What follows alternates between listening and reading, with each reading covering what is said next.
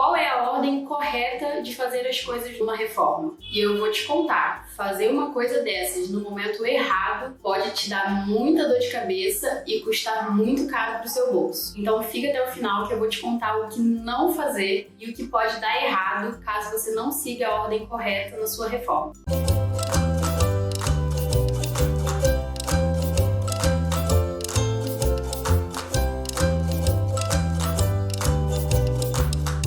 Eu sou Fernanda e agora toda segunda-feira nós vamos ter vídeo de obra aqui no canal. Eu vou desvendar como você pode fazer sozinho aquela reforma na sua casa sem contratar arquiteto ou engenheiro. E nas quintas-feiras nós vamos ter vídeos sobre decoração. Então dá um pulinho aqui, fica comigo nesse vídeo para você transformar a sua casa num espaço mais aconchegante e a sua cara. Quando você pensa numa obra, a primeira coisa que você precisa saber é o que fazer primeiro. É você saber o passo a passo, a ordem das coisas que vão acontecer na sua obra ou na sua reforma. E se você chegou nesse vídeo, você provavelmente deve ter essa dúvida. Em qual momento eu devo fazer o quê? Marmoraria, marcenaria, pintura, elétrica, hidráulica. Qual é a ordem correta de fazer as coisas numa reforma? Eu vou te contar. Fazer uma coisa dessas no momento errado pode te dar muita dor de cabeça e custar muito caro pro seu bolso. Eu acabei de passar por uma reforma aqui no meu apartamento. Ele era bem antigo. Tinha aqueles revestimentos pequenininhos e amarelos, sabe? Horrível.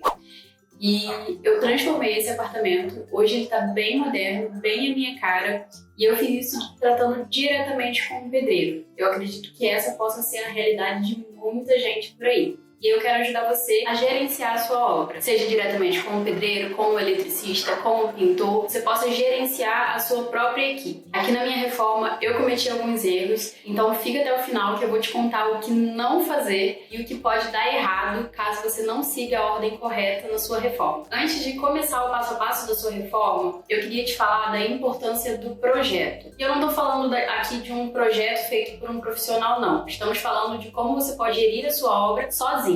Então vamos lá, você vai precisar fazer um projeto por conta própria. E o que pode ser esse projeto?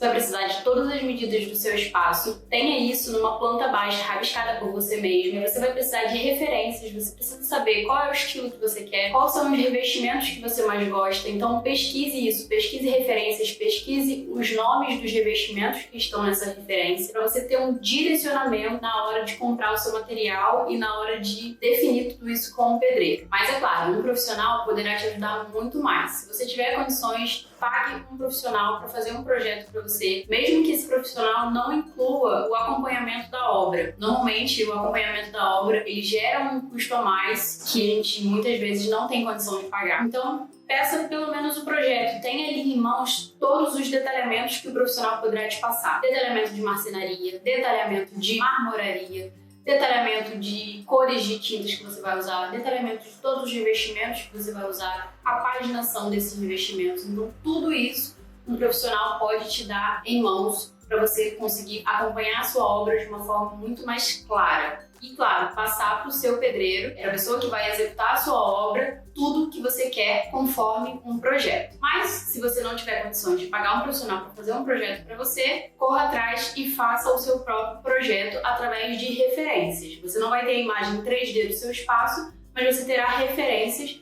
Isso vai ser muito útil para você. Então vamos lá, começando o passo a passo da obra. São mais de 10 passos que eu listei aqui que poderá ajudar vocês nesse direcionamento do que fazer em qual momento. O primeiro passo é a demolição. Você tem que tirar tudo aquilo que você não vai aproveitar. Então tire todos os revestimentos velhos. Se você vai trocar a porta, tire a porta velha, tire louças, tire bancada, tire tudo que você não vai utilizar. É o momento do quebra-quebra. Passada essa primeira etapa, você vai para a segunda etapa, que é a etapa de construção. Nesse momento, você precisa levantar paredes, caso o seu projeto tenha que levantar uma parede. Você precisa preparar toda a estrutura para receber a terceira etapa, que é a etapa de infraestrutura. Na etapa de infraestrutura, você vai deixar preparado todas as instalações elétricas, hidráulicas, instalação de ar-condicionado, se for daquele modelo split, que você precisa embutir na parede a tubulação e também os pontos de iluminação. Feito isso, você vai para a quarta etapa da sua obra, que é a etapa dos revestimentos. Então, nesse momento, você vai começar a esconder toda essa infraestrutura que você acabou de passar no passo 3. Em seguida, no quinto passo da sua obra, você irá fazer o forro de gesso. Por que o forro de gesso é feito apenas depois do que é feito o revestimento? Porque o ideal é que o encontro dos revestimentos com o forro não seja o revestimento chegando até o forro,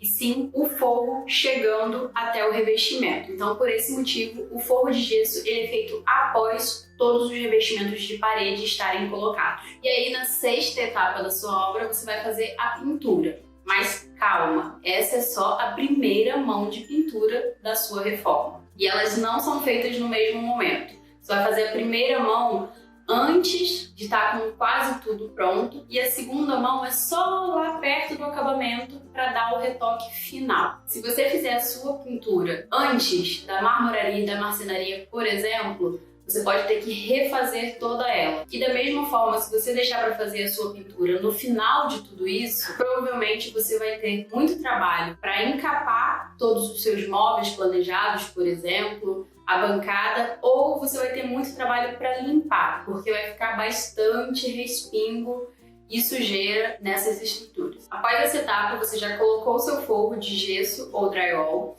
você já emassou e deu a primeira mão de pintura nele, então aí sim você pode vir com a marmoraria, seja ela de cozinha, de banheiro. Então nessa fase, o teto já vai estar pronto, você não precisa se preocupar com a sujeira que vai cair na sua bancada nova, e você também não tira o espaço de trabalho que o profissional do gesso precisaria para instalar aquele forro. E agora vamos para o oitavo passo da sua reforma. Algumas pessoas trocam esses passos. Algumas pessoas têm o costume de colocar a marcenaria e depois entrar com a bancada. Eu prefiro colocar a bancada e depois você entra com a marcenaria. Esse é o passo que eu fiz aqui em casa, que deu certo e que eu recomendo para todo mundo. Coloque primeiro a sua bancada e depois coloque a sua marcenaria. Mas por quê? Tem uma explicação para isso. Quando você colocar a sua marcenaria, ela tá com as ferragens novas, limpinhas. Agora você imagina, você ter um quebra-quebra para instalar a sua bancada, fazer recorte nela, recorte do cooktop, recorte da pia e tudo mais. E todo esse pó cair em cima da sua serragem. A sua gaveta, ela nunca mais vai abrir igual. Ela sempre vai ter aquele barulho de ferragem suja. Ela vem com uma lubrificação e se cair pó nessa lubrificação, ela vai ficar fazendo barulho toda vez que você abre e fecha. Então, por uma questão de limpeza, eu acho que fica sim melhor se você instalar a sua marmoraria primeiro, se você fizer primeiro a etapa de marmoraria e depois você entra com a marcenaria. Aí sim, depois de feita a marcenaria, você vem com a segunda mão de pintura. Por que é feito dessa forma? Porque na marcenaria, normalmente eles passam uma massinha para fazer junção com paredes, com teto. E essa massinha, você imagina que você tivesse já com o seu teto pronto e suas paredes prontas. E aí vem o marceneiro para calafetar a sua marcenaria e ele passa uma massinha ali no encontro da madeira com a parede. Essa massinha ela vai estragar a sua pintura. Você vai ter um trabalho depois para refazê-la, ou então você vai ter que conviver com aquilo ali que não é esteticamente muito legal. Isso aconteceu aqui comigo. Eu coloquei os móveis só bem depois que eu já tinha finalizado a minha obra, por uma questão financeira. E aconteceu sim, na hora que eles calafetaram, a pintura ela sofre as consequências. Então, por esse motivo, eu recomendo que você deixe uma última mão de pintura para ser feita depois da marcenaria já instalada. O 10º passo são as instalações. Você vai instalar a caixinha de tomada, a luminária, você vai fazer todas essas instalações no seu imóvel inteirinho. É nesse momento também que você tem que reparar os pequenos detalhes, aqueles detalhes que vão precisar de um retoquezinho, um acabamento.